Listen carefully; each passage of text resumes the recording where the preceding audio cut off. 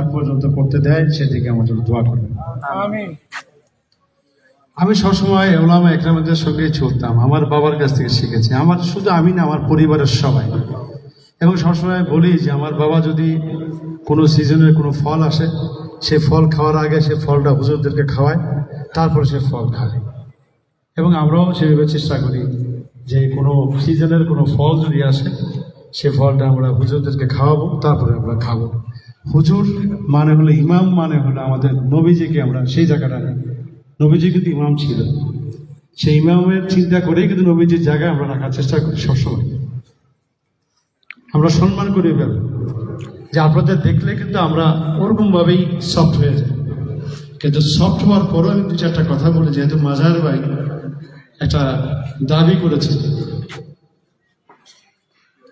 সেই দাবিটা নিয়ে আমি বলতেছি যে হুজুর দেখলেই কিন্তু আমি সফট হয়ে যাই।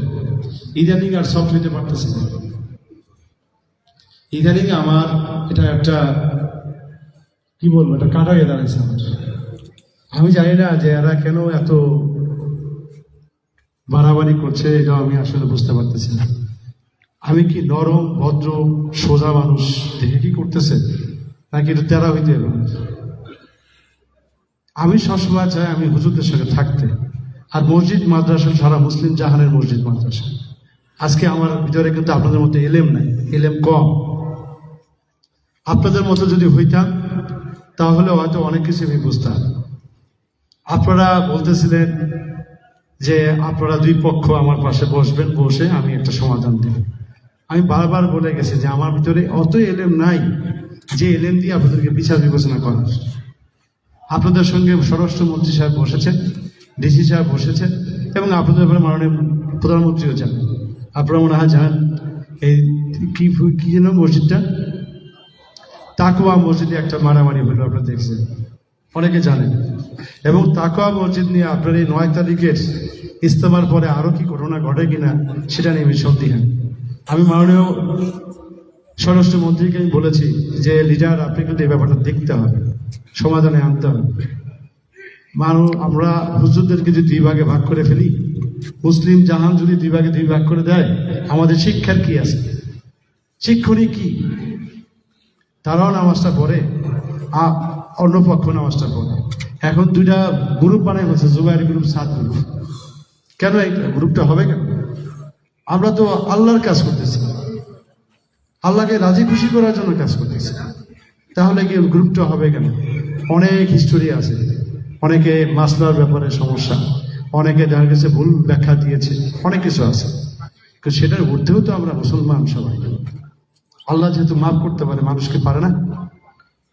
সমস্যা যদি কারো থাকে তাকে নিয়ে বসেন আপনারা যথেষ্ট জ্ঞানী লোক, সবকিছু নিয়ে বসে আপনারা সমাধান করেন। আপনাদের সমাধান আপনারা করেন। আজকে স্বরাষ্ট্রমন্ত্রীকে আপনাদের মধ্যে এলেম আছে? আজকে যদি আমাদের মাননীয় প্রধানমন্ত্রী জননেত্রী শেখ হাসিনার সঙ্গে বসেন, তার কি এত এলেম আছে?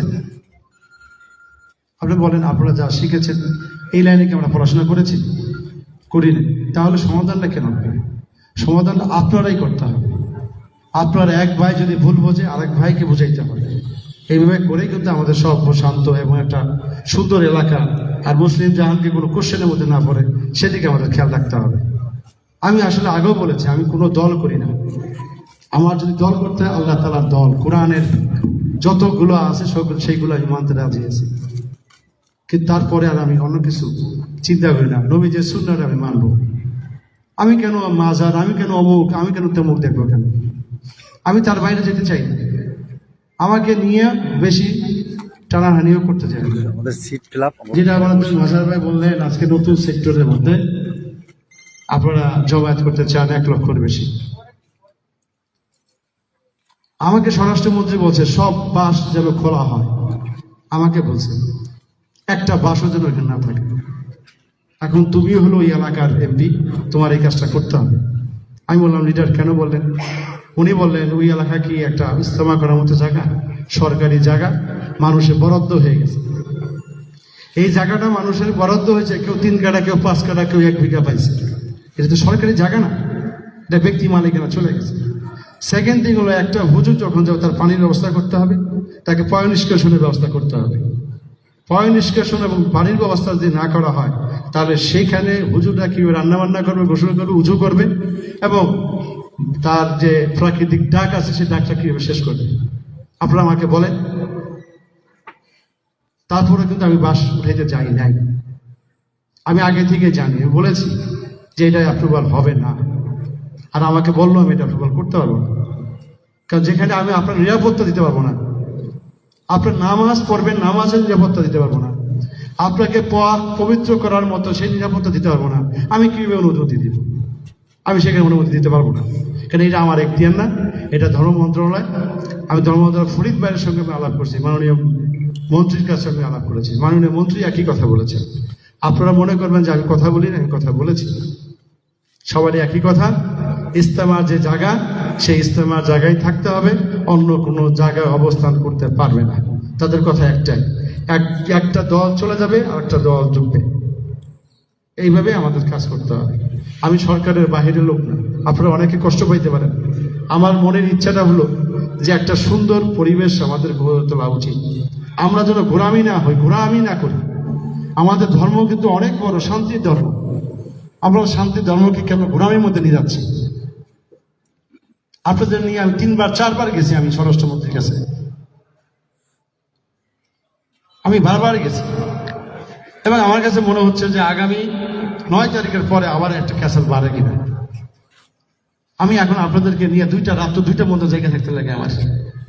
আপনারা এগুলো খেয়াল দেন ভাই, তাদেরকে 10 জন রাখেন, আপনারা 10 জন থাকেন, থাইকে আপনারা এটা সমাধান করেন, কারণ আপনারা বিজ্ঞ লোক, আপনাদের ভিতরে এলেম আছে, আপনারা অনেক বড় বড় মানুষ এখানে আছেন, তারা বসে এটা শেষ করেন।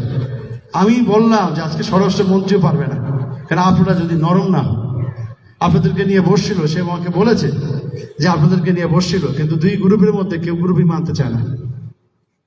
তখন সে বলেছে যে যেমনি আছেন সেমনি থাকেন, একজন নামাজ পড়বে বা একজন তবলিগ করবে, যে মসজিদ ঢুকবে সে মসজিদে অন্য কোনো গ্রুপ ঢুকবে না, ওই মসজিদ থেকে ওই গ্রুপ বের হওয়ার পরে ওই মসজিদে আরেকটা গ্রুপ ঢুকবে।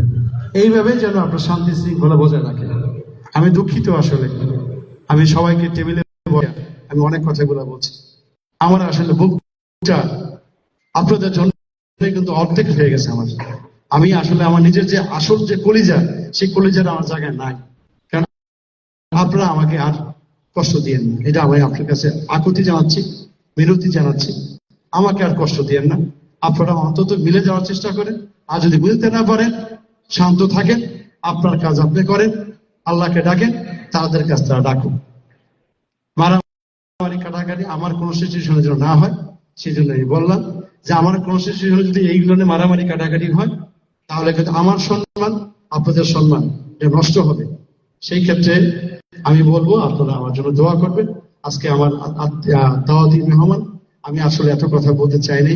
আমি আপনাদেরকে এই যে আমার ইলেকশন সময় অনেক কষ্ট করেছেন, সেই ধন্যবাদ, অভিবাদন এবং শুভেচ্ছা জানিয়ে কিন্তু বক্তব্য শেষ করতে চাচ্ছিলাম, যেহেতু এই কোশ্চেনটা উঠেছে, এই জন্য আমি আমার দুঃখের কথাগুলো আপনাদেরকে বললাম। আমি আবারও বলছি, ভাই আপনারা আমাদের ভাই, আপনারা আমার ইসলামকে ধরে রাখছেন, আপনারা আমাদের মসজিদের ইমাম, আমরা আপনার পিছনে নামাজ পড়ি। আপনারা একজন আরেকজনের ছোটখাটো জিনিস নিয়ে কিছু ভুল করতে পারে, আল্লাহ যদি মাফ করতে পারে বড় বড় ভুল, আপনারা কিছু না কিছু ভুল মাফ করে আপনারা এক হয়ে যান। এক হয়ে আবার আমরা একটা ইজতেমা দেখতে চাই, অথবা 2টা ইজতেমাই দেখি, অসুবিধা নেই, কিন্তু আমরা যেন শান্তিতে বসবাস করতে পারি, আমার যেন রাত্র 2টা পর্যন্ত জেগে থাকতে না হয়। সবাইকে ধন্যবাদ, আমি আর কষ্ট দেব না। আর যারা পিছনে আছেন খাবার রেডি করেন, খাবার দেওয়া শুরু করেন, এখনই মোনাজাত হবে, সবাই মোনাজাত দিবেন। আসসালামু আলাইকুম, আপনারা সবাই ভালো থাকেন। আপনারা মনে কষ্ট নিয়ে না, আমি বলি আমি মনে কষ্ট পাচ্ছি, আপনারা মনে কষ্ট নিয়ে না। আসসালামু আলাইকুম। এ পর্যায়ে দোয়া পরিচালনা করবেন আমাদের ঢাকা 18 আসনের সকলে আলেমের মুরব্বী, শাইখুল হাদিস প্রিন্সিপাল হযরত মাওলানা রুহুল আমিন খান সাহেব। মোনাজাতটা হুজুরের মতো করে হুজুর করবেন, তো সংক্ষিপ্ত হলে সবার জন্য ভালো হবে।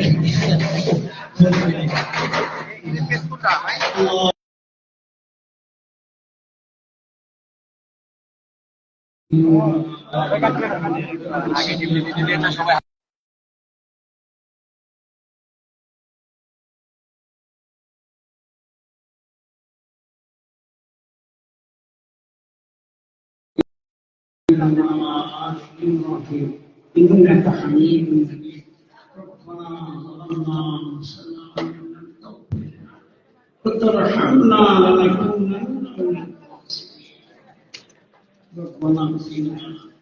ربنا اغفر لنا ولإخواننا الذين سبقونا بالإيمان ولا تجعل في قلوبنا غلا للذين آمنوا ربنا إنك رؤوف رحيم يا رب العالمين ويا أرحم الراحمين الله الله أنبياء কিরামের ওয়ারিসদেরকে নিয়ে আল্লাহ আপনার মহান দরবারে হাত তোলা হয়েছে মাওলা আমাদের সকলের হাতগুলো কবুল করে সকলের আরজি কবুল করে ইয়া রাব্বাল আলামিন আপনি জানেন আমরা কি জন্য হাত তুলেছি আমরা মাওলা আপনার কাছে মাগফিরাতের জন্য হাত তুলেছি বিশেষ করে মাওলা আমাদের এই 18 আসনের এমপি জনাব আলহাজ খসরু সুফি সাহেবের মাওলা নতুন আব্বা আম্মা দুনিয়া থেকে বিদায় নিয়ে গেছে এই আব্বা আম্মা সহ আমাদের এমপি সাহেবের যত আপন জন আত্মীয় স্বজন মুরব্বীজন মাওলা কবরবাসী আছেন সবাইকে মাওলা জান্নাতবাসী হিসেবে কবুল করে নেন ইয়া রাব্বাল আলামিন ওয়া ইয়া আল্লাহ যা চাইছি এসি বেশি দেন যা চাই তার সে ভালো দেন আমাদের এই আসনে আমাদেরকে যে উপহার দিয়েছেন আমাদের খসরু সুফি সাহেবকে এই অন্তরের ঘাঁটি হিসেবে পাইছি মাওলা তখন আপনার দরবারে শুকরিয়া আলহামদুলিল্লাহ আল্লাহ আপনি আল্লাহর দ্বীনের জন্য আপনার কোরআনের জন্য উলামায়ে কেরামের জন্য মুফতি মাদ্রাসার জন্য মাওলা সর্বোপরি সর্বস্তরের জনগণের কল্যাণে আমাদের আলহাজ খসরু সুফি সাহেবকে কবুল করিয়ে নেন মাওলা কাউকে নিরাশ করেন সর্বস্তরের মানুষের কল্যাণকামী হিসেবে দিন যেন মাওলা তার সুনাম ও শিক্ষাকে প্রবৃত্তি করবে মাওলা আপনার কাছে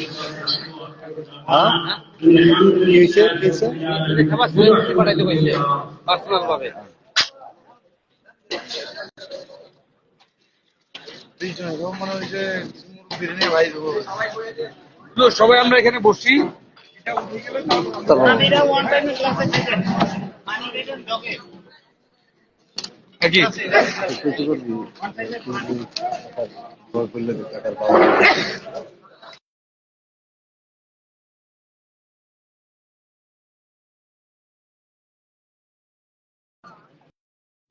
আসসালামু আলাইকুম সুপ্রিয় সুধী আজকে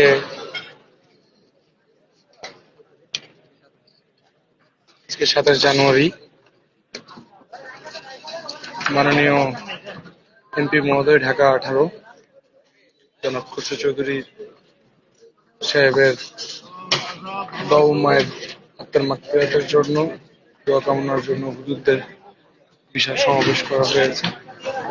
ওলামায়ে কেরামরা এখানে দোয়া করেছেন এবং সবাই সুশৃঙ্খল ভাবে তাদের মধ্যাহ্ন ভোজন করছেন। আমাদের এমপি সাহেব এখানে উপস্থিত আছেন। হাজার হাজার ওলামায়ে কেরাম এখানে উপস্থিত হয়েছেন।